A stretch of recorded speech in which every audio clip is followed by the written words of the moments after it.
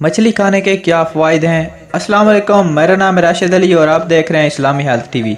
अगर अभी तक आपने हमारा यूट्यूब चैनल सब्सक्राइब नहीं किया तो सब्सक्राइब कर दें और फेसबुक पेज पर देख रहे हैं तो पेज को फॉलो कर दें। चलते हैं आज के मौजू की जानिब के मछली खाने के क्या फ़वाइद हैं।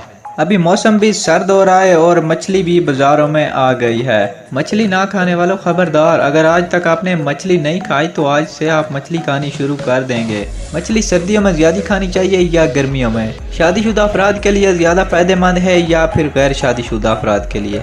तमाम इन्फॉर्मेशन इसी वीडियो के अंदर। हमारे यहाँ सबसे ज़्यादा सफ़ेद मुर्गी का गोश्त चलता है, मगर सफ़ेद मुर्गी का गोश्त बहुत नुकसानदेह है। एक महीने में 1 से 2 मरतबा खाना चाहिए, इससे ज़्यादा नहीं। और मछली मुर्गी से भी ज़्यादा सस्ती है। इसके फ़वाइद सुनकर आप हैरान हो जाएंगे। हफ्ते में 1 से 2 मरतबा मछली ज़रूर खानी चाहिए।